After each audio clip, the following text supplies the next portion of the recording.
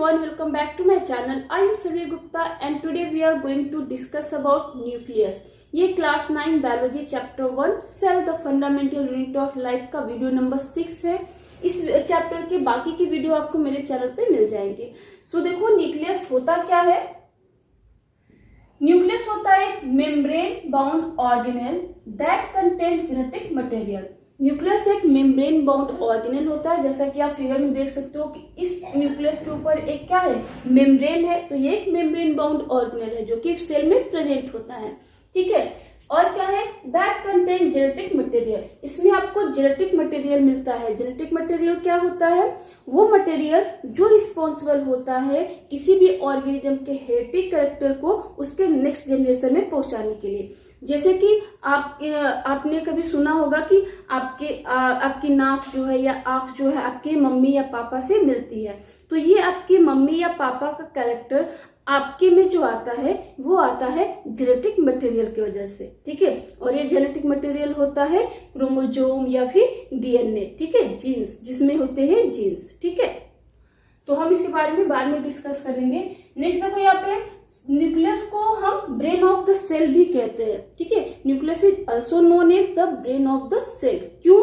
क्योंकि ये कुछ इंफॉर्मेशन कंडक्ट किए हुए होता है जो कि सेल को एक्टिविटी करने के लिए जरूरी होते हैं। जैसे कि हमारी बॉडी में जो सेल होता है, ठीक है, हमारी बॉडी में जो ब्रेन होता है तो वो क्या काम करता है, हमारी पूरी बॉडी को चलाने का काम करता है, वो इंफॉर्मेशन देता है और हमारी बॉडी फंक्शन करती है।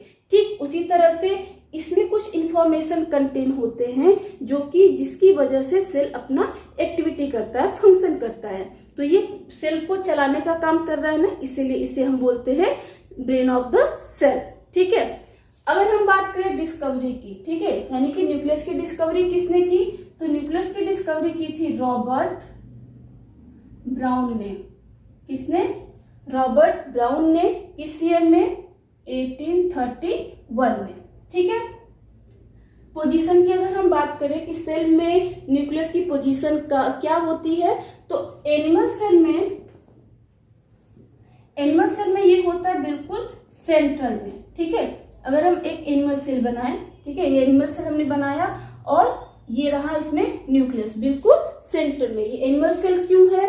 क्योंकि उसका ऊपर सिर्फ एक ही मेम्ब्रेन है जो कि है प्लाज्मा मेम्ब्रेन, ठीक है। और अगर इसी के ऊपर मैं एक और मेम्ब्रेन बना देती हूँ जो कि होता है सेल वॉल, देन वो हो जाता है क्या, प्लांट सेल, ठीक है। तो अगर मैं प्लांट सेल बनाऊं तो ये कुछ ऐसे होता है ना, ये सेल वॉल, और ये जो इनर मेम्ब्रेन होती है वो होती है प्लाज्मा मेम्ब्रेन, ठीक है। तो इस प्लांट सेल में आपको मिलता है एक बड़ा सा वैक्यूल जो कि प्लांट सेल का 70% पार्ट होता है, और यहाँ पे होता है इसमें न्यूक्लियस। यानी कि प्लांट सेल में जो न्यूक्लियस का पोजीशन होता है वो होता है पेरिफेरल, और ये इस वजह से होता है क्योंकि वैक्यूल इसमें काफी बड़ा होता है, तो वो काफी ज्यादा स्पेस जो है ऑक्युपाई कर लेता है प्लांट सेल में। तो जो न्यूक्लियस है वो थोड़ा सा साइड में चला जाता है, इसकी वजह से प्लांट सेल में इसकी पोजीशन होती है पेरिफेरल एंड एनिमल सेल में इसकी पोजीशन होती है सेंट्रल, ठीक है। अगर नंबर की बात करें यानी कि न्यूक्लियस कितना होता है सेल में, तो मोस्टली होता है, सारे सेल्स यूनिन्यूक्लिएटेड ही होते हैं, बट पॉलीन्यूक्लिएटेड भी होते हैं, जैसे कि प्लांट सेल का टैप्टम। प्लांट सेल का टैप्टम जो है ये पॉलीन्यूक्लिएटेड होता है। पॉलीन्यूक्लिएटेड यानी कि एक सेल में एक से ज्यादा न्यूक्लियस, और यूनिन्यूक्लिएटेड मतलब एक सेल में एक ही न्यूक्लियस। तो ज्यादातर एक सेल में एक ही न्यूक्लियस होते हैं, बट प्लांट सेल के टैप्टम में या फिर एनिमल सेल में भी कुछ एग्जांपल्स है, तो उसमें पॉलीन्यूक्लिएटेड होता है, यानी कि एक से ज्यादा न्यूक्लियस होता है। नेक्स्ट हम डिस्कस कर लेंगे कि न्यूक्लियस का स्ट्रक्चर क्या होता है और क्या क्या चीजें इसमें होती हैं। तो यहाँ देखो, मैंने न्यूक्लियस का एक फिगर बनाया हुआ है, काफी इजी फिगर है, काफी आसानी से स्ट्रक्चर बन जाता है। तो देखो यहाँ पे क्या क्या चीजें हैं। यहाँ पे आपको न्यूक्लियर इन्वेलप दिख रहा है, ठीक है। ये न्यूक्लियस के ऊपर आपको एक बाउंड्री दिख रही है, इसे हम बोलते हैं न्यूक्लियर इन्वेलोप।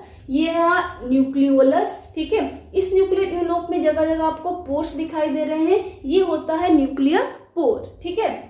इसमें आपको थ्रेड लाइक स्ट्रक्चर दिख रहे हैं, ये थ्रेड लाइक स्ट्रक्चर होता है क्रोमेटिन फाइबर और यही होता है जेनेटिक मटेरियल, ठीक है। नेक्स्ट यहाँ पे इसमें आपको एक फ्लूइड भरा हुआ मिलेगा, ये फ्लूइड होता है न्यूक्लियोप्लाज्म, ठीक है। इसके अलावा यहाँ पे ये इसका जो न्यूक्लियर इन्वेलोप है वो बाहर की तरफ बनाता है इंडोप्लाज्मिक रेटिकुलम, जाकर के इंडोप्लाज्मिक रेटिकुलम के साथ ये कंबाइन हुआ होता है, तो ये है इंडोप्लाज्मिक रेटिकुलम। तो आओ इसको डिटेल में एक बार देख लेते हैं। न्यूक्लियर इन्वेलोप, ठीक है, ये कंपोज्ड होता है, कंपोज्ड ऑफ टू मेम्ब्रेन, ठीक है। यहाँ पे ये दो मेम्ब्रेन से कंपोज्ड हुआ है ना, अगर एक सिंगल होता तो इसके हम सिर्फ एक मेम्ब्रेन बोलते हैं, बट यहाँ पे आपको दो मेम्ब्रेन दिखाई दे रही है और वो दो मेम्ब्रेन के बीच में आपको स्पेस दिख रहा है, ठीक है। तो ये क्या फॉर्म करता है, ये इन्वेलोप फॉर्म करता है और इस इन्वेलोप को हम बोलते हैं न्यूक्लियर इन्वेलोप, ठीक है। तो ये कंपोज होता है दो मेम्ब्रेन से, ठीक है। इसके अलावा और क्या होता है, न्यूक्लियर इन्वेलोप कवर करता है न्यूक्लियस को, कवर न्यूक्लियस, ठीक है। इस पूरे न्यूक्लियस को ये क्या किया हुआ है, ये बाउंड्री दे रहा है, ये कवर कर रहा है, ठीक है। इसके अलावा ये सेपरेट करता है, सेपरेट फ्रॉम साइटोप्लाज्म, ठीक है। अगर हम कोई सेल देखें तो उसमें न्यूक्लियस के ऊपर एक बाउंड्री होती है, ठीक है, सेल एंड इसके ऊपर एक बाउंड्री। तो ये बाउंड्री क्या करती है, इसके अंदर जो फ्लूइड भरा होता है, यानी सेल के अंदर भी तो एक फ्लूइड होता है, उस फ्लूइड से न्यूक्लियस को सेपरेट करने का काम करता है कौन, न्यूक्लियर इन्वेलोप, ठीक है। इसके अलावा यहाँ पे प्रेजेंट होते हैं, प्रेजेंट न्यूक्लियर पोर, ठीक है, हम साइटोप्लाज्म, यहाँ पे न्यूक्लियर पोर प्रेजेंट होता है। न्यूक्लियर पोर का काम क्या है, ये परमिट करता है, परमिट ट्रांसफर ऑफ मटेरियल्स।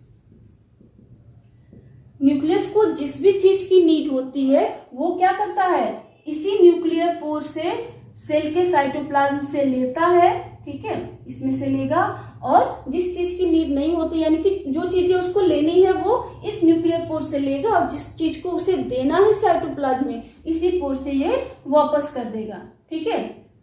तो यहाँ पे न्यूक्लियर पोर क्या करता है, ट्रांसफर ऑफ मटेरियल करता है, ठीक है। नेक्स्ट अगर हम बात करें इसमें और क्या क्या चीजें हैं, न्यूक्लियोप्लाज्म, ठीक है, यानी कि इसमें फ्लूइड जो है उसके बारे में हम देख लेते हैं।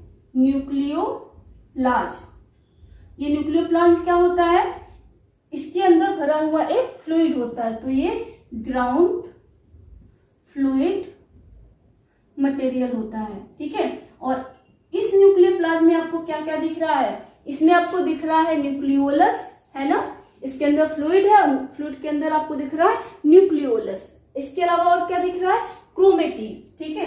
तो इसके अंदर आपको दिखेगा न्यूक्लियोलस एंड सेकेंड है इसमें क्रोमेटिन, ठीक है। न्यूक्लियोलस क्या होता है, ये आपको न्यूक्लियस में एक या एक से ज्यादा भी देखने को मिल जाते हैं, मोस्टली एक ही होता है, बट कभी कभार आपको ये मोर देन वन भी दिखता है, वन और मोर देन वन प्रेजेंट, ठीक है। क्रोमेटिन क्या होता है, थ्रेड लाइक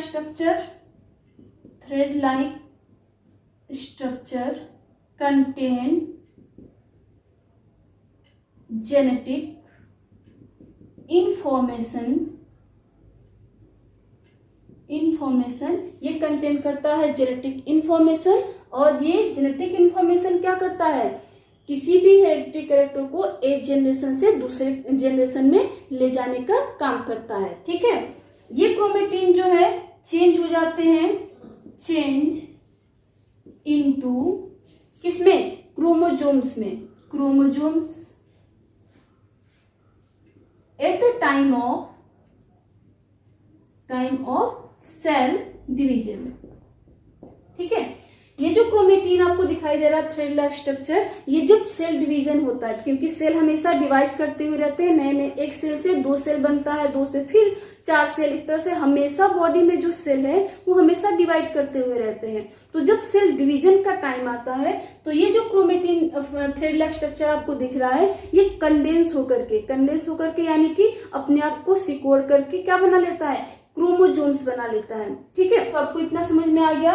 न्यूक्लियर इन्वेलोप क्या होता है, न्यूक्लियोप्लाज्म ग्राउंड फ्लूइड सबस्टेंस होता है, और न्यूक्लियोप्लाज्म में आपको न्यूक्लियोलस एंड क्रोमेटिन मिलेगा। ठीक है, न्यूक्लियोलस आपको एक से ज्यादा मिल जाता है। एक और न्यूक्लियोलस का काम है कि राइबोसोम्स फॉर्म करता है जो कि प्रोटीन बनाते हैं, प्रोटीन फॉर्मिंग राइबोसोम्स। ठीक है, सेल में प्रोटीन सिंथेसाइज कौन करता है, राइबोसोम्स, और ये न्यूक्लियोलस जो है ऐसे राइबोसोम्स को सिंथेसाइज करता है या बनाता है, कंटेन करता है, जो कि प्रोटीन का सिंथेसिस करते हैं। ठीक है, सो अब देख लेते हैं कि क्रोमोसोम क्या होता है। क्रोमोसोम होता है thread like structure present in nucleus. इसी में आपको जो क्रोमेटिन दिखाई दे रहा है थ्रेड लाइक स्ट्रक्चर, एक्चुअल में यही क्रोमोसोम होता है, बट हमें ये वाला स्ट्रक्चर तभी दिखाई देता है जब सेल डिवीजन होता है। ठीक है, हम इस स्ट्रक्चर को क्रोमोसोम बोलते हैं, बट ये इसी का एक फॉर्म होता है जो कि कंडेंस होकर के इस फॉर्म में चेंज हो जाता है।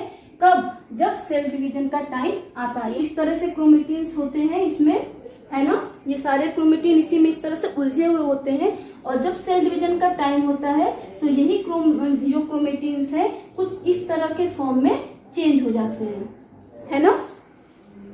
देखो और क्या क्या है, जो क्रोमोसोम है ये 2 कंपोनेंट से मिलकर के बना होता है, एक तो डीएनए और दूसरा प्रोटीन। ठीक है, डीएनए का फुल फॉर्म क्या होता है, डीऑक्सीराइबोज न्यूक्लिक एसिड। ठीक है, एंड प्रोटीन जो होता है इसमें हिस्टोन प्रोटीन होता है। अगर हम स्ट्रक्चर ऑफ क्रोमोसोम की बात करें तो ये कुछ इस तरह का स्ट्रक्चर इसका होता है। ठीक है, ये आपके इसमें सिस्टर क्रोमेटिड्स होते हैं। ठीक है, और ये जो स्ट्रक्चर है ये कहलाता है क्रोमोसोम। ठीक है, अगर हम डिप्लॉयड एंड हेप्लॉयड की बात करें, ठीक है, कि डिप्लॉयड एंड हेप्लॉयड ऑर्गेनिजम्स भी होते हैं, तो अगर किसी ऑर्गेनिज्म में paired number of chromosomes present हो, यानी कि जोड़े जोड़े में क्रोमोसोम हो, तो हम बोलेंगे कि वो क्या है, डिप्लॉयड टाइप का ऑर्गेनिज्म है। और अगर उसमें अनपेयर्ड नंबर ऑफ क्रोमोसोम्स हो, देन हम उसे बोलेंगे कि क्या है, हेप्लॉयड है। ठीक है, डिप्लॉयड यानी कि 2 ऑफ ईच काइंड, यानी कि एक ही तरह के 2 क्रोमोसोम अगर हो तो होगा डिप्लॉयड, और अगर एक टाइप का एक ही तरह के क्रोमोसोम अगर उसमें सेट मिलते हो, ठीक है, तो हम कहेंगे उसे हेप्लॉयड। ठीक है, जैसे अगर हम एज एग्जांपल ह्यूमन बीइंग ले तो हम डिप्लॉयड टाइप्स के ऑर्गेनिज्म है, क्योंकि हमारे अंदर जो क्रोमोसोम होता है वो 46 होता है नंबर ऑफ क्रोमोसोम, और ये पेयर क्रोमोसोम्स होते हैं, यानी कि 23 पेयर होते हैं क्रोमोसोम्स में, जिसमें 22 जो होते हैं 22 ऑटोसोम्स एंड 1 पेयर होता है सेक्स क्रोमोसोम। ठीक है, तो 22 प्लस 1 23 पेयर हुआ ना, एंड टोटल हो गया कितना, 46 क्रोमोसोम। तो हम क्या है, डिप्लॉयड टाइप्स के ऑर्गेनिज्म में हमारे अंदर डिप्लॉयड क्रोमोसोम पाया जाता है।